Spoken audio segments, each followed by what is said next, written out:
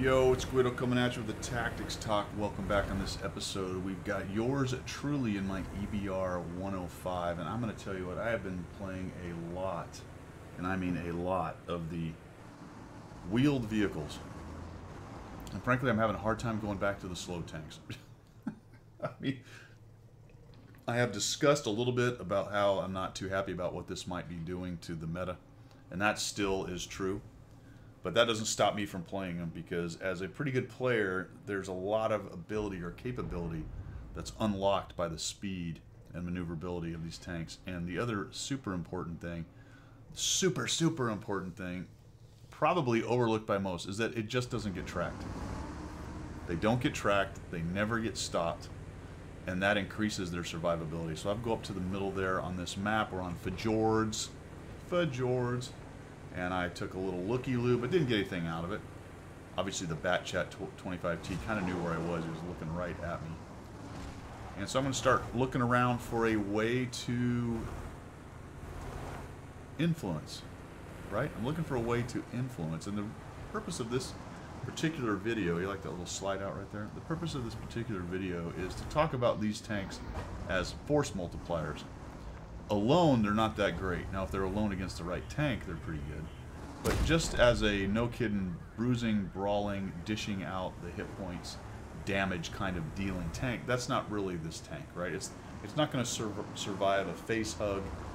It's not going to anchor a corner, side scraping. It's not going to do any of those things. It's not going to be a spearhead, as in a hammer spearhead, but it can be an exploiter spearhead, getting into the back and causing problems. And that's where the force multiplier part of these tanks comes from. There's a lot of discussion right now in the forum, back and forth about these things. People hate them, people love them. A lot of people saying, oh, they don't really change things. I kill them easily, they're easy to kill. All of these different kinds of superlatives about it. But the fact of the matter is, if you are a good player, these things are absolutely awesome. And they are a force multiplier in that just by their existence, and if they're played well, they create opportunities for the rest of the team. And not all of those opportunities that they create are things that are measurable, as in experience points or spotting damage, assist damage, that kind of thing. A lot of it is just the fact that where they can get to, how fast they can get there, and what they can do in terms of survivability and living through it is pretty amazing. So far I've got 1,500 spotting, 598 damage, nothing really big, and we're winning fairly handily, but we've got a big crowd up there hanging out in the top, and I'm trying to work over this JPZ, see if I can find him. Come in here, I actually do find him, don't get into his armor. That's kind of a bad shot. I was looking for that back sprocket. He has no idea I'm here. I don't want to expose too much because I know there's that guy or somebody else like him in the back. We'll just come in here and somehow I bounce again, but then we get 2,500, so moved up in here. Now that's nothing any other tank can't do. I'm also very lucky that there's nobody in the middle slapping me in the side, so pretty standard. But I'm at 3,300 damage or assist and 598 damage. But we have a problem, right? We're kind of stymied. We have a big scrum going on down the south. We got a bunch of guys camping, but they're afraid of the FV. They're afraid of the 110, and they're just starting to creep down there. I'm going to just use my speed. There's nothing in the middle. I'm going to come right around here and cause issues for these guys from behind. So just come around here, just shot onto him. He actually sees me right away, and he turns right around. I take one down, or help take one down, and these guys are starting to turn around. Now, I'm fast enough to simply just go backwards and get out of there. I've showed up in a place they didn't really expect me to show up. Now here comes the Type 5. I take a kind of silly shot trying to go for a weak spot, as if that's going to matter. The FV is in here causing trouble, and now I'm looking at the map going, alright, well, there's still the issue up in the north. We're handling this pretty well, but what can my tank do to help up in the north as a force multiplier? Their RHM is running around. Now we got a 50M behind me. That was a good move by him. Let's just go ahead and move on out of here, because now we're sandwiched. That's no place for me and my light little tank.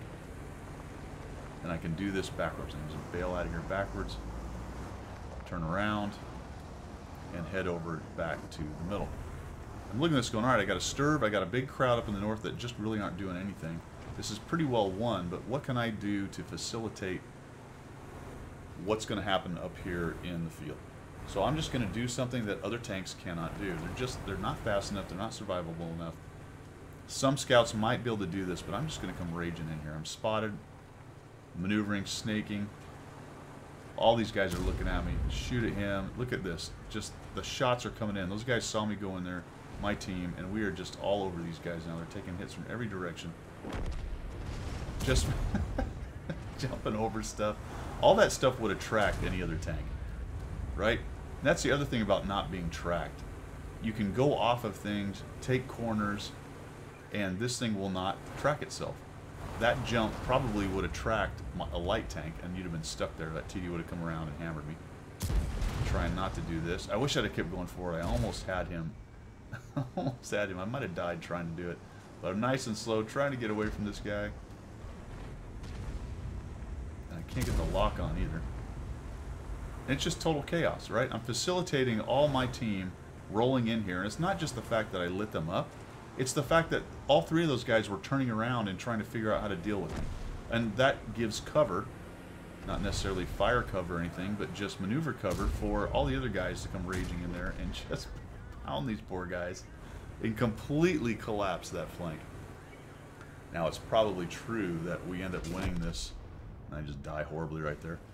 We end up winning this probably anyway, based on what happened down in the south. But the stalemate up in the north was clearly broken by a very fast tank that could jump off of a lot of things and not track itself, and was not tracked by being hit by any of the tanks that took a shot at it. And that's my point with these. In the hands of a good player, they're an incredible force multiplier that is not necessarily reflected in the stats of assist damage and pure damage, but probably in wins. Because I have a pretty good win rate in this and the tier 9, even though my damage and assist is not amazing. All right, thanks for tuning in. I just want to kind of throw that out there for people to think about. Let me know your thoughts down below there.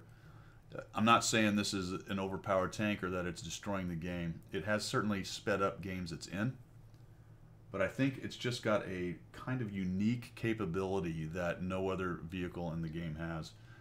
All right, guys, thanks for tuning in, and we will see you.